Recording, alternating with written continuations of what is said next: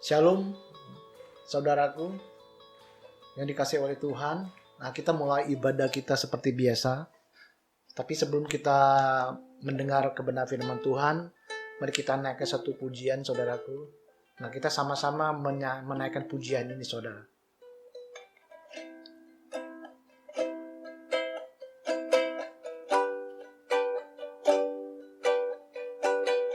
Engkaulah perisaiku saat badai hidup menerpaku. Firman-Mu di dalamku tenangkan jiwaku. Mari katakan, Engkaulah perisai kami, Tuhan. Engkaulah perisaiku saat badai hidup menerpaku. Firman-Mu di dalamku, Firman-Mu dalamku. Tenanglah jiwaku, ku kan berdiri di tengah badai dengan kekuatan yang Kau berikan. Sampai kapanpun ku kan bertahan, karena Yesus selalu menopang hidupku.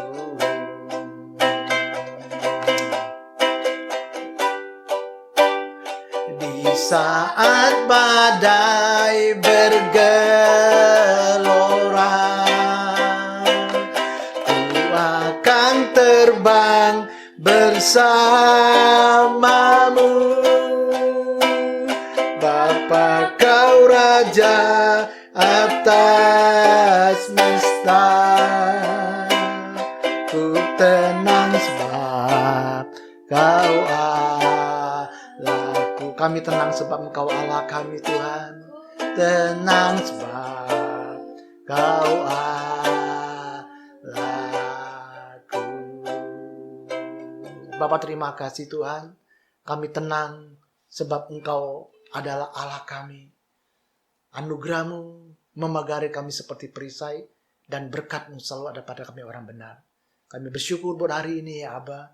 Kami mau mendengar firman-Mu, berfirman di tengah-tengah kami. Kami mengucap syukur hanya di dalam nama Tuhan Yesus Kristus. Mari saudaraku sama-sama kita katakan, amin. Nah, selamat siang, saudaraku yang dikasihi oleh Tuhan. Apa kabarnya? Saya percaya bahwa saudara dan saya, kita kabarnya luar biasa. Baiknya tentunya, saudara. Nah, saudara, saya mau menyampaikan firman Tuhan pada kesempatan ini, saudara. Kalau kita melihat ada satu firman Tuhan di Ibrani berkata seperti ini, saudaraku. Bahwa firman Tuhan itu hidup dan kuat, saudara. Ya. Nah, tapi kadang kita kalau kita membaca firman Tuhan, saudara. Kadang-kadang apa yang firman Tuhan katakan itu tidak sama dengan yang kita hadapi hari-hari ini, saudara. Sehingga timbul suatu masalah yang terbesar kalau saya lihat. Masalah terbesar dalam kita orang percaya, saudara. Kadang-kadang kita untuk mempercaya firman Tuhan, saudara. Kenapa, saudara? Karena firman itu, saudara, dengan kenyataan yang terjadi dalam kehidupan saudara dan saya, itu bertolak belakang, saudara. Betul nggak, saudara? Nah, saya mau katakan kepada Bapak Ibu Saudara yang dikasihi oleh Tuhan, kalau hari ini, saudara, mungkin saudara dan saya kita lagi mengalami sesuatu hal yang kurang baik dalam kehidupan saudara dan saya. Betul? Tapi saya mau katakan, saudara, bahwa keadaan saudara dan saya itu bisa berubah. Amen? Kenyataan selalu bisa berubah. Tapi kalau saudara baca firman Tuhan di Lukas berkata bahwa langit bumi berlalu, tapi firman-Ku tetap untuk selama-lamanya, saudara. Amin. Nah, firman Tuhan kata firman Tuhan itu kekal, tetap dan untuk selama-lamanya, saudara. Ya. di Yeremia 1 ayat 2 berkata, Tuhan itu segera akan melakukan firman-Nya, saudara. Kapan Tuhan segera melakukan firman-Nya? Ketika ada orang yang mempercayainya, saudara. Nah, saya diingatkan satu firman Tuhan di Lukas, saudaraku, di mana ada seorang pegawai istana, waktu datang kepada Tuhan Yesus, dia berkata bahwa anaknya sakit, saudara. Ya. Dan Tuhan berkata bahwa anakmu sudah sembuh. Dan orang ini, saudara, dia langsung, ya saya percaya Tuhan. Nah, singkat cerita, ketika orang ini pulang, dia bertemu dengan pegawai ini di jalan. Pegawai itu berkata kepada dia bahwa anakmu sudah sembuh. Dan dia bertanya, kapan itu anak saya sembuh? Dan pegawainya bilang itu kurang lebih sekitar jam 1. Dia ingat, waktu jam 1 itu Tuhan berkata bahwa anakmu sudah sembuh. Ketika dia percaya, maka anaknya sembuh, saudara. Amin, saudara. Dan firman Tuhan juga berkata kalau nggak salah di Markus, saudara. 9 ayat 23 berkata bahwa tidak ada mustahil bagi kita orang yang percaya, saudara. Nah, saudara, siang hari ini, kalau kita percaya firman Tuhan, maka kita akan menikmati segala janji-janji Tuhan itu dalam kehidupan saudara dan saya. Nah, kesempatan pagi menjelang siang hari ini, saudara, saya akan menyampaikan satu kebenaran firman Tuhan dengan perikopnya bahwa anugerahnya diberikan kepada setiap kita anak-anaknya yang rendah hati, saudara. Nah, saya ambil firman Tuhan di 1 Petrus 5, saudara, ayat 5b, 6-7, saudara. Bapak Ibu baca, Bapak Ibu mendengar, dan saya akan membacakannya secara pelan-pelan, saudara. Firman-Nya berkata seperti ini, saudara. Dan kamu semua, rendahkanlah dirimu seorang terhadap yang lain. Sebab Allah menentang orang yang congkak, tetapi memberi anugerah kepada orang yang rendah hati. Karena itu rendahkanlah dirimu di bawah tangan Tuhan yang kuat, supaya kamu ditinggikan pada waktunya. Serahkanlah segala kekhawatiranmu kepadanya, sebab ia akan memelihara hidupmu, saudara. Nah, ini firman Tuhan saya ambil di 1 Petrus 5, 5b sampai 7, saudara. Petrus, saudara, dalam konteks ini memerintahkan kepada saudara dan saya, dan kamu semua, saudara. Berarti kita semua, saudara. Tanpa melihat status kita, golongan kita, siapapun kita, dan kita semua. Nah, rendahkanlah dirimu.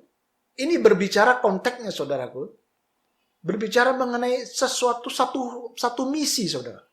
Yaitu kita untuk merendahkan diri, saudara. Bagaimana, saudara? Hal ini mungkin bisa terjadi.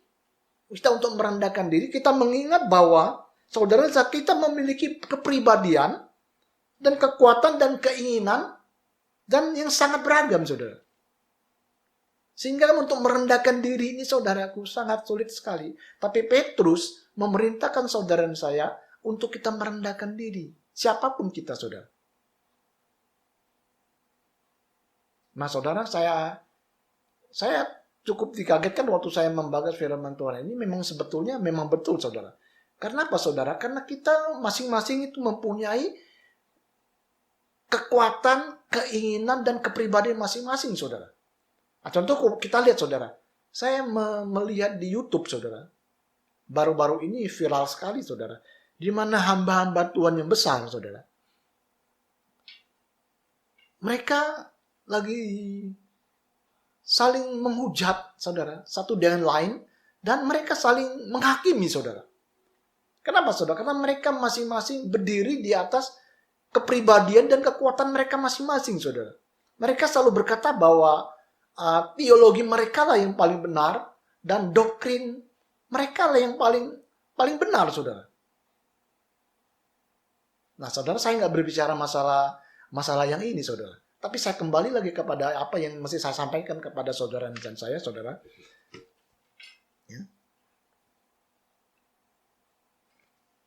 Dengan merendahkan diri, saudara, ternyata Allah itu menentang orang yang congkak.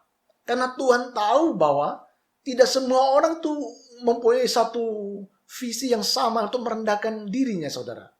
Maka dikatakan bahwa Tuhan menentang orang yang congkak, saudara.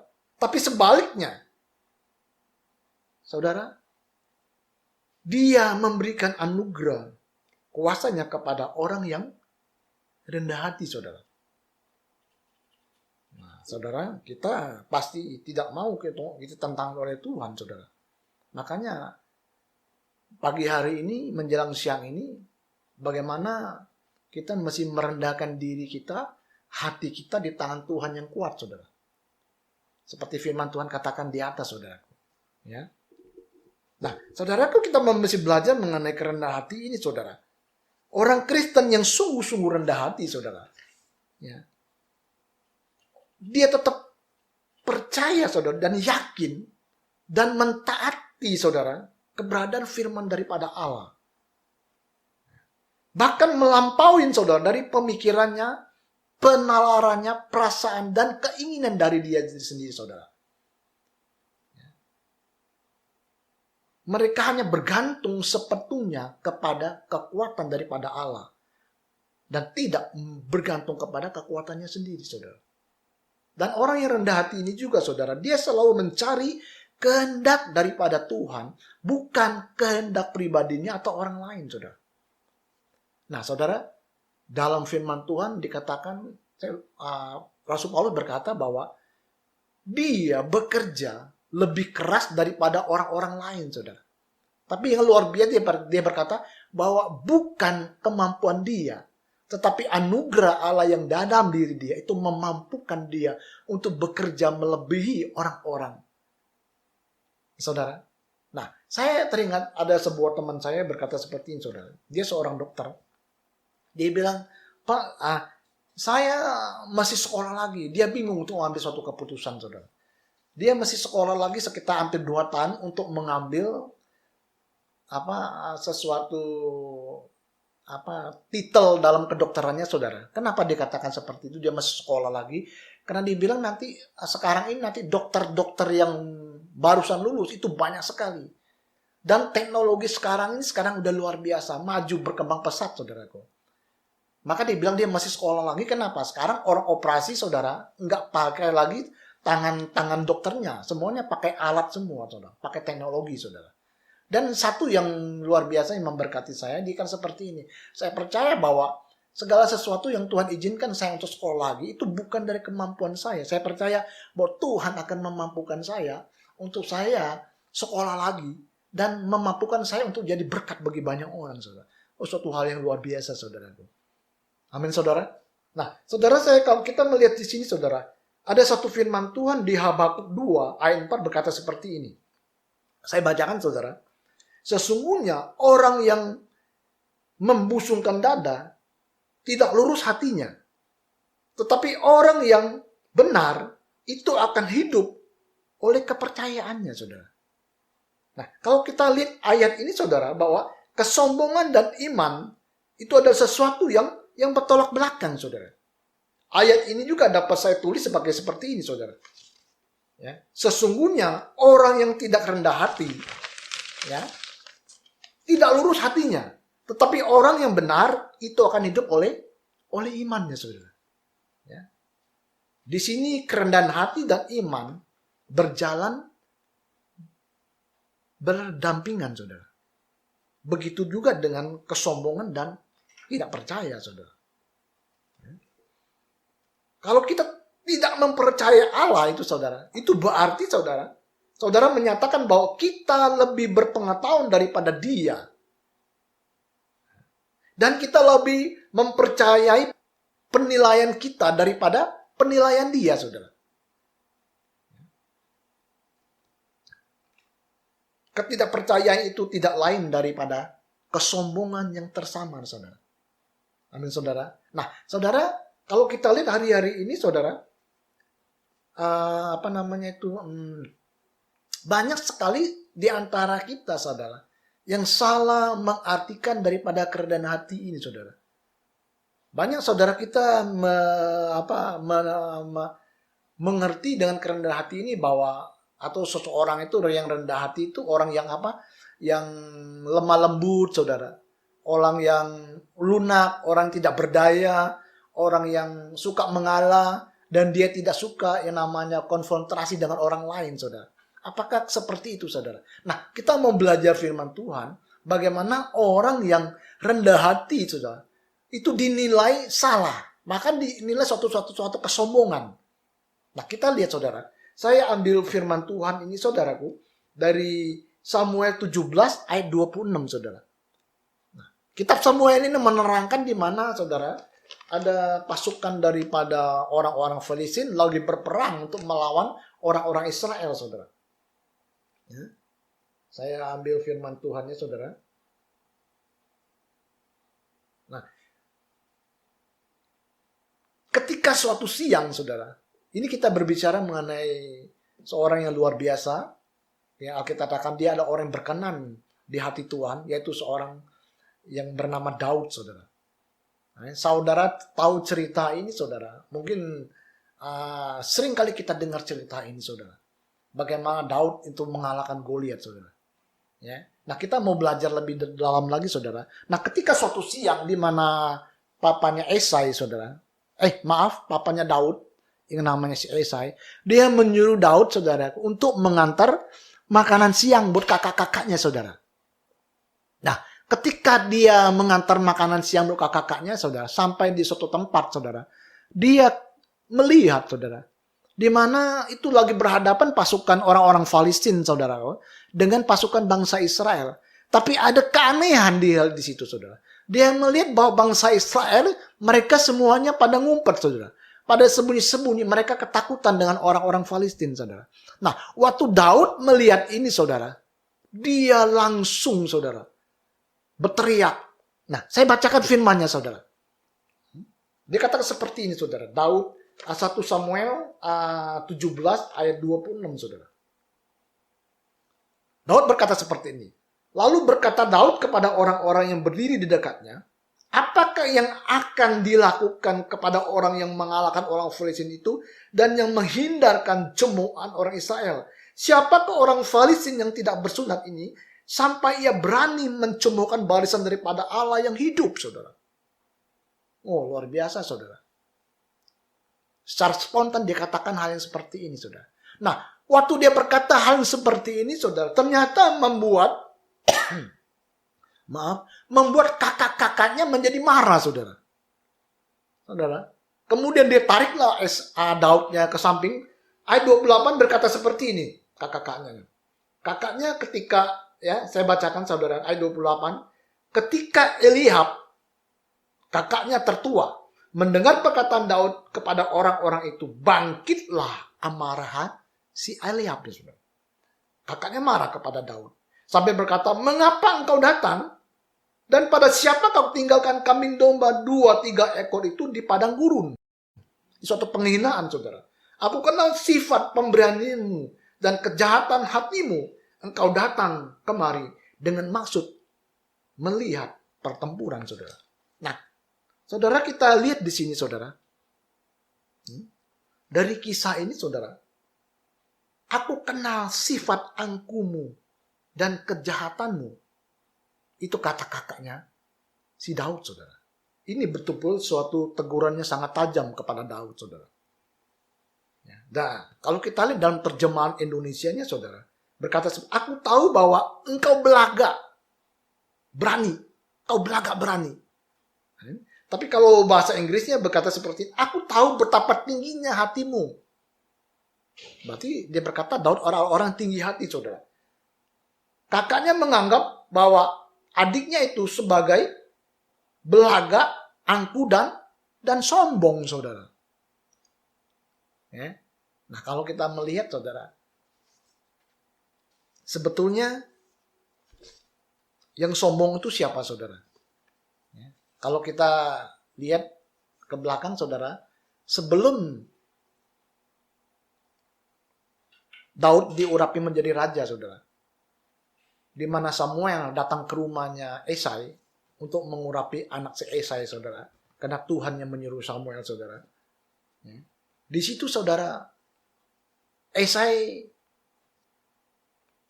berpikir bahwa yang akan diurapi menjadi raja itu yaitu Eliab. Eliab, saudara.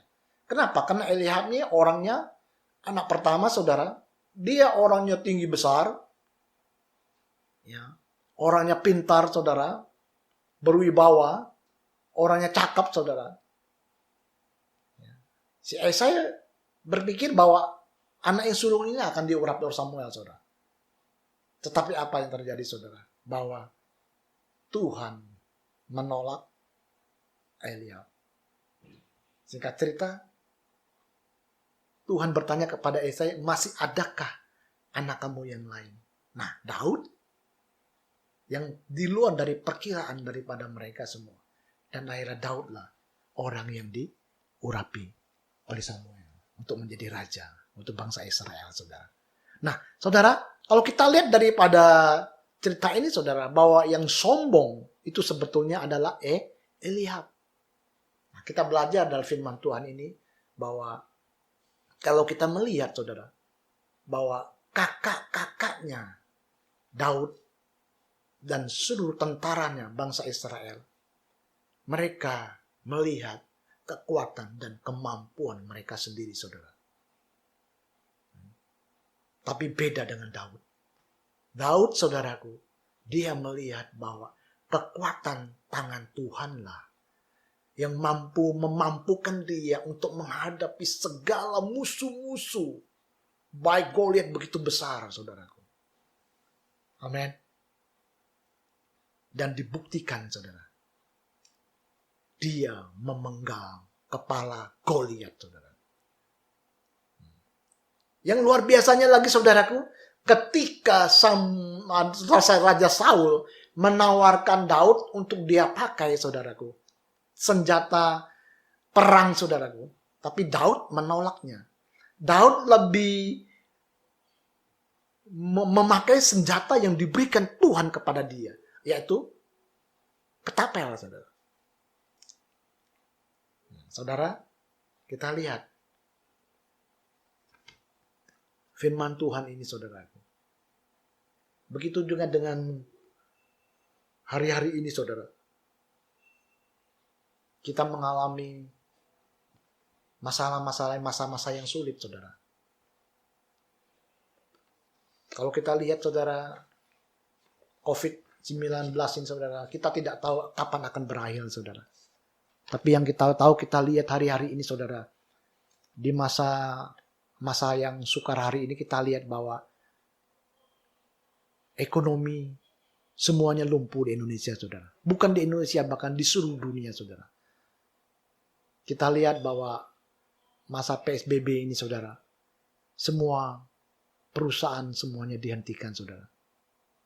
Mungkin saudara dan saya, kita adalah salah satunya orang yang mengalami dampak COVID-19 ini, saudara. Nah, saudara mau mempunyai sikap seperti siapa, saudara? Kalau kita mau mempunyai sikap seperti kakak-kakaknya Daud, yang mengandalkan kekuatan dan kemampuan apa yang mereka lihat dan mereka alami, saudara. Atau kita mau berpegang seperti Daud, saudaraku, yang tidak melihat daripada kekuatan kemampuan dia, tapi melihat bahwa kekuatan tangan Tuhanlah yang sanggup dia untuk mengalahkan semua musuh-musuh dia, saudara.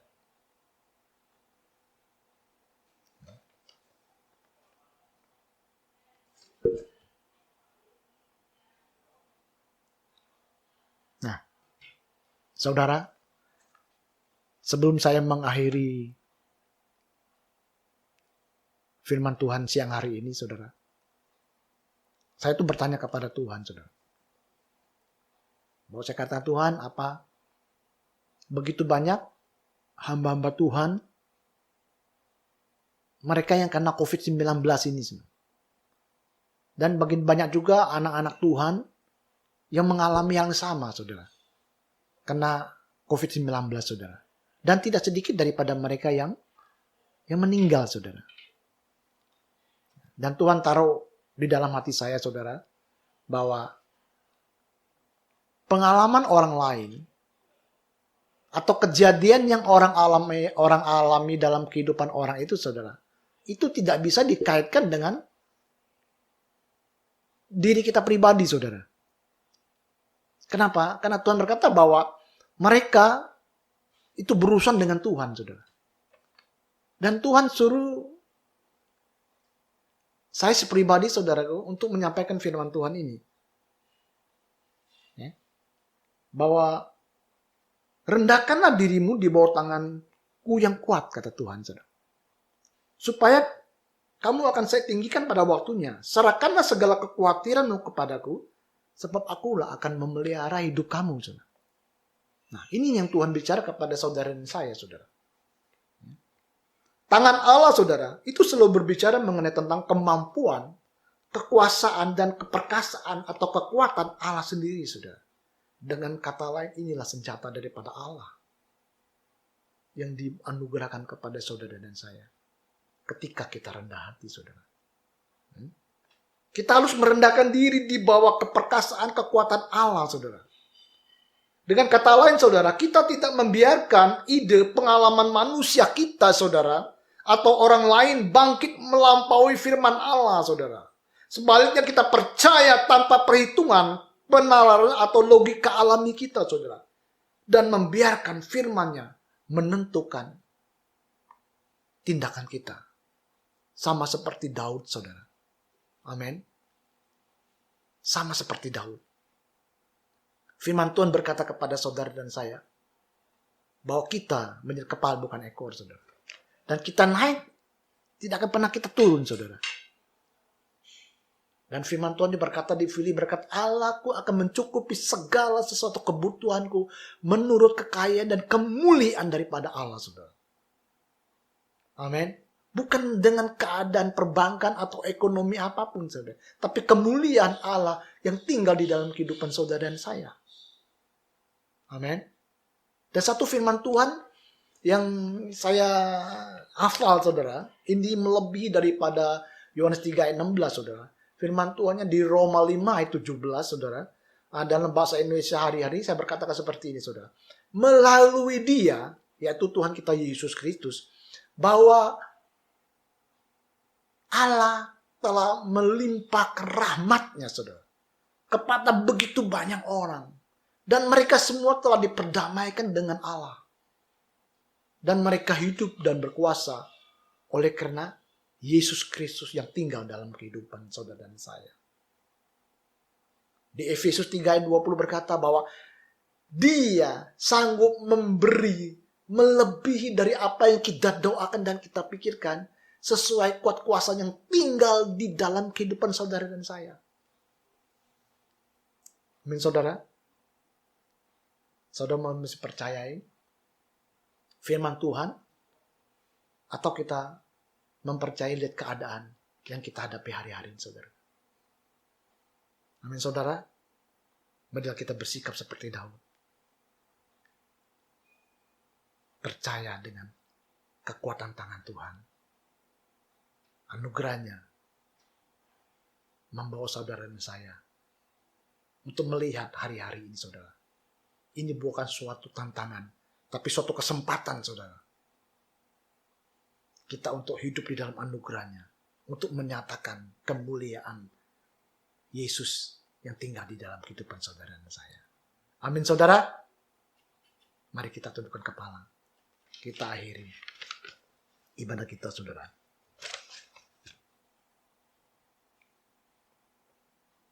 Bapak, terima kasih buat firman-Mu pada siang hari ini, Tuhan.